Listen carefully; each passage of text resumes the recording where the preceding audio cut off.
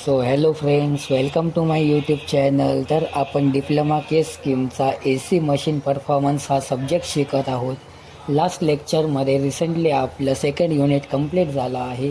आता आपण एंटर करत आहोत थर्ड युनिटमध्ये, ज्याचं नाव आहे सिंगल फेज इंडक्शन मोटर. आत्तापर्यंत आपण 3 फेज इंडक्शन मोटरचं वर्किंग प्रिन्सिपल, त्याच्या स्टार्टिंग मेथड्स, तिच्यामध्ये काय लॉसेस वगैरे होतात, न्यूमेरिकल्स कसे सॉल्व करतात, हे सर्व आत्तापर्यंत आपण बघत आलो आहोत. तर आता आपण सिंगल फेज इंडक्शन मोटरमध्ये एंटर करत आहोत. तर यामध्ये एंटर केल्यानंतर आपल्याला आत्ता एक टॉपिक स्टडी करायचा आहे, डबल फील्ड रिव्हॉल्विंग थेरी.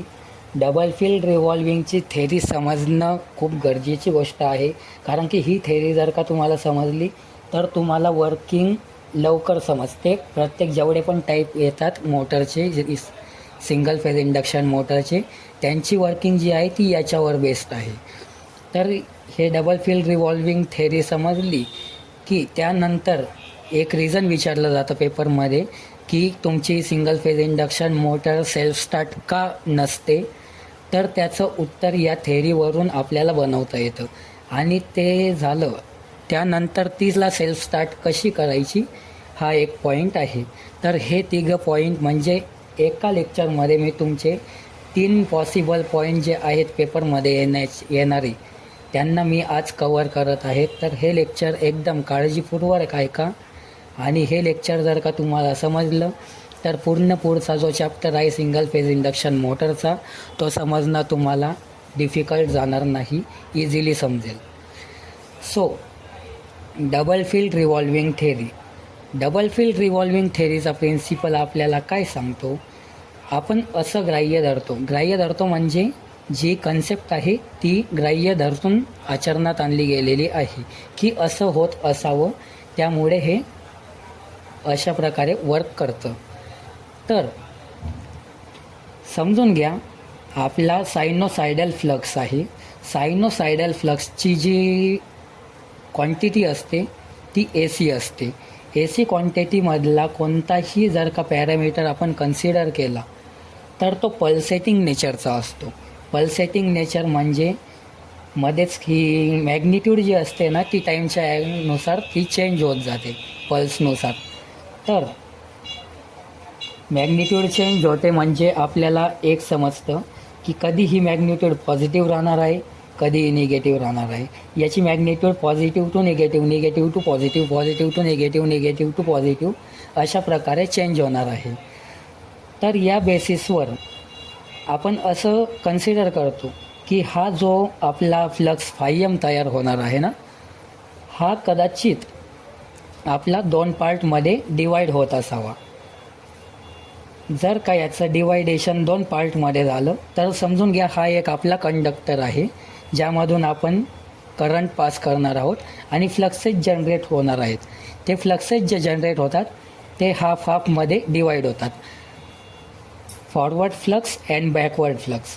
तर हे जे forward flux and backward flux असतात ना, त्यांची डायरेक्शन एकमेकांना अपोजिट असते, अपोजिट टू इच अदर यांची डायरेक्शन असणार आहे. तर जो आपला एक फ्लक्स, कोणताही एक फ्लक्स असतो ना, तो मॅक्झिमम फ्लक्स डिवायडेड बाय 2 असतो. म्हणजे याचा मॅक्झिमम फ्लक्स डिवायडेड बाय 2 आणि याचा मॅक्झिमम फ्लक्स डिवायडेड बाय 2, आणि यांची डायरेक्शन अपोजिट असते. म्हणजे हे फ्लक्सेस एक पॉझिटिव्ह नेचरचा असला तर आपोआप दुसरा फ्लक्स जो आहे तो निगेटिव्ह नेचरचा असणार. तर याचा जर का आपण हा मॅक्झिमम व्हॅल्यू इथं 90 डिग्रीला आहे, तर θ = 90 डिग्रीला आपण जर का कन्सिडर केलं तर हा रिझल्टंट फ्लक्स असणार आहे तुमचा, बरोबर. हा तयार होण्यासाठी इकडून फॉरवर्ड फ्लक्स येणार आहे आणि एक बॅकवर्ड फ्लक्स येणार आहे. तर दोघं फ्लक्स जर का अपोजिट नेचरचे असतील आणि ते एकच ठिकाणी येऊन थांबत असतील तर हे दोघं फ्लक्स एकमेकांना कॅन्सल आउट करता आणि रोटरची जी पोझिशन आहे ती चेंज होणार नाही. नेट टॉर्क जो असेल तो 0 असणार. तर हा एक मेन बेसिक प्रिन्सिपल आहे डबल फील्ड रिव्हॉल्विंग थेरीचा. तर हा आपण एक्सप्लेन कसा करतो रिटर्न फॉर्मॅटमध्ये ते बघूया. The double field revolving theory is proposed to explain the no torque at the starting. Double field revolving theory काय एक्सप्लेन करते की आपल्या स्टार्टिंग कंडिशन जी असते सिंगल फेज इंडक्शन मोटरची त्या कंडिशनला टॉर्क राहणार नाही. हे सांगण्याचा प्रयत्न करण्यासाठी आपल्याला डबल फील्ड रिव्हॉल्विंग थेअरी ही प्रपोज केले गेले आहे. This theory is based on the fact that an alternating sinusoidal flux phi is equals to phi m cos omega t can be represented by two revolving fluxes, each equal to 1/2 of the maximum value of alternating flux, that is phi m divided by 2. Sorry. And each rotate at a synchronous speed in opposite direction. या second पॉईंटमध्ये काय सांगण्यात आलेलं आहे की ही theory ही अशा एका फॅक्टवर design केली गेली आहे की अल्टरनेटिंग सायनोसायडल फ्लक्स जो आहे phi is equals to phi m cos omega t हा आपण दोन रिव्हॉल्विंग फ्लक्सेसमध्ये रिप्रेझेंट करणार आणि प्रत्येक हाफ पार्ट जो असतो तो मॅक्झिमम फ्लक्सचा हाफ पार्ट असणार आहे. म्हणजे एक कंपोनंट जो बनणार आहे तो फाय एम डिवायडेड बाय 2 असा बनणार आहे आणि प्रत्येक जो कंपोनंट असणार आहे तो सिंक्रोनस स्पीडला अपोजिट डायरेक्शनला रोटेट करणार आहे. The torque produce due to interaction of the main flux with these two fluxes components will be in opposite direction to each other. जो टॉर्क प्रोड्यूस होतो तो कशामुळे होतो, मेन फ्लक्स जो डेव्हलप होतो रिझल्टंटचा त्याचं या दोन अपोजिट नेचरच्या ज्या फ्लक्सेसच्या कंपोनंट असतात त्यांच्यासोबत इंटरॅक्शन होतं आणि त्यामुळे जो टॉर्क प्रोड्यूस होतो तो नेट टॉर्क जो असतो आपला तो 0 असतो at the time of starting of the induction motor.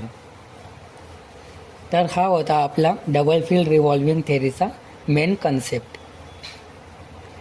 यानंतर आपण बघणार आहोत की सिंगल फेज इंडक्शन मोटर जी असते ती सेल्फ स्टार्ट का नाही होत. याच्या मागचं रिझन ऑफकोर्स जे डबल फील्ड रिव्हॉल्विंग थेअरीमध्ये जे सांगण्यात आलं आहे तेच याचं उत्तर आहे, फक्त सांगण्याची मेथड थोडीशी वेगळी पडते बघा. Both the revolving flux component will cut the armature conductor and induce EMF in them. हे जे दोन रिव्हॉल्विंग फ्लक्स कंपोनंट असतात ते आर्मेचर कंडक्टरला कट करतात आणि त्यांच्यामध्ये EMF इंड्यूस होतो. The rotor current induce due to this components will circulate in the rotor in opposite direction to each other. हे जे आर्मेचर कंडक्टर कट केले गेले त्यानंतर त्याच्यात EMF प्रोड्यूस झाला. EMF इंड्यूस झाल्यानंतर त्याच्यामुळे करंट जो आहे तो करंट सर्क्युलेट झाला आणि हा सर्क्युलेट झालेला करंट जो आहे तो एकमेकांना अपोजिट डायरेक्शनलाच असणार. थर्ड पॉईंटमध्ये काय म्हटलं गेलं आहे, hence the rotor flux corresponding to both the revolving component will be produce. त्यामुळे रोटर फ्लक्स जो आहे या दोन कंपोनंटच्या रिव्हॉल्विंग कंपोनंटच्या करस्पॉन्डिंगचा तो प्रोड्यूस होणार. The torque produced due to the interaction of the main flux and these two fluxes component will be opposite direction to each other and hence net torque on the rotor is 0. हे जे interaction होतं main फ्लक्सचं आणि या दोन फ्लक्सेसच्या कंपोनंट्सचं opposite डायरेक्शनच्या त्यामुळे net torque जो आहे रोटरवर तो 0 असतो at the time of starting. हेच जे रिझन आहे या रिझनमुळे आपली सिंगल फेज इंडक्शन मोटर जी असते ती सेल्फ स्टार्ट नसते. तर हे एक हा क्वेश्चन तुम्हाला पेपरमध्ये येण्याचे खूप चान्सेस असतात. हा क्वेश्चन तुम्हाला करायचा आहे. तर आता हे आपल्याला समजलं की मोटर जी आहे ती सेल्फ स्टार्ट नाही आहे, पण तिला सेल्फ स्टार्ट करण्यासाठी काहीतरी पर्याय आहे, तो आपल्याला आता यामध्ये एक्सप्लेन करायचा आहे. जर तिला सेल्फ स्टार्ट करायची आहे तर आपण एक वाइंडिंग न वापरता 2 वाइंडिंग या ठिकाणी यूज करू. एक असेल आपली मेन वाइंडिंग आणि एक असेल आपली ऑक्झिलरी वाइंडिंग. मेन वाइंडिंग आणि ऑक्झिलरी वाइंडिंग यांच्यामध्ये जो स्पेसचा डिफरन्स असेल तो 90 डिग्री असेल.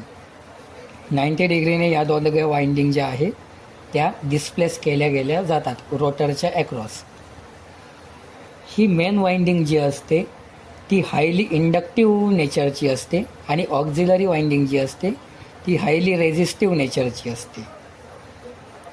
तर यांची अशी अरेंजमेंट जेव्हा आपण करतो तेव्हा 90 डिग्रीचा जो डिस्प्लेसमेंट असतो त्यामुळे जो करंट प्रोड्यूस होतो दोघं वाइंडिंगमध्ये तो पण 90 डिग्रीच्या डिस्प्लेसमेंटनी प्रोड्यूस होतो आणि त्यामुळे आपला रोटर जो आहे तो रोटेट होतो. आता हे कसं वर्क होतं ते ॲक्च्युअली रिटर्न फॉर्मॅटमध्ये आपण बघूया. स्प्लिट फेजिंग प्रिन्सिपल हे या कन्सेप्टचं नाव आहे. In order to make single phase induction motor start 2 windings are provide instead of single winding. एका वाइंडिंगच्या ऐवजी आपल्याला 2 वाइंडिंग जर का आपण प्रोव्हाइड केल्या तर आपली सिंगल फेजची इंडक्शन मोटर जी आहे ती सेल्फ स्टार्ट होऊ शकते. The axis of the stator winding are relatively phase by 90 degree. म्हणजे या स्टेटर वाइंडिंग ज्या आहेत त्या 2 पार्टमध्ये डिवाईड केलेल्या आपण त्यांच्यामधला स्पेस जो आहे तो 90 डिग्रीने डिस्प्लेस ठेवायला लागेल. वाइंडिंग करंट जो असेल आपला तो पण 90 डिग्री फेज शिफ्टेड असेल एकमेकांना. या 2 वाइंडिंग ज्या आहे त्या रोटेटिंग मॅग्नेटिक फील्ड जी आहे आपली ती प्रोड्यूस करतील आणि ही जी फील्ड आहे ती स्टेटर आणि रोटरच्या मधल्या एअर गॅपमध्ये सेटअप होईल. This rotating field will make rotor rotate in the same direction as per the principle of the induction. ही जी फील्ड रिझल्टंट जी फील्ड प्रोड्यूस होईल त्याच्यामुळे रोटेट होईल आपला रोटर आणि तो जे आपला इंडक्शनचा प्रिन्सिपल आहे त्यावरून जी डायरेक्शन ठरेल त्या डायरेक्शननी तो रोटर आपला रोटेट होईल. There are various method in use to obtain the phase shifted. हा फेज शिफ्टेड करायच्या व्हेरियस मेथड असतात. त्याच्यातल्या कोर मेथड ज्या आहेत त्या आपल्या रेझिस्टन्स स्प्लिट फेज आहे आणि कॅपॅसिटर स्प्लिट फेज आहे. यावरून सब मेथड पडतात. Resistance split phase induction motor, capacitor split phase induction motor, capacitor start induction run motor आणि capacitor start capacitor run motor. हे असे 4 टाईप पडतात या प्रिन्सिपलवरून. आणि एक असते आपली शेडेड पोल इंडक्शन मोटर. हिचा प्रिन्सिपल थोडा वेगळा आहे. हे सगळं आपण नंतर यापुढे शिकणार आहोत. So thank you friends. तुम्हाला आपला व्हिडिओ आवडलेला असेल तर तुम्ही आपल्या व्हिडिओला लाईक करा, चॅनलला सबस्क्राईब करा जेणेकरून आपल्या ज्या इन्फॉर्मेशन्स आहेत त्या तुमच्यापर्यंत पोचत जातील व्हिडिओबाबतच्या. So thank you.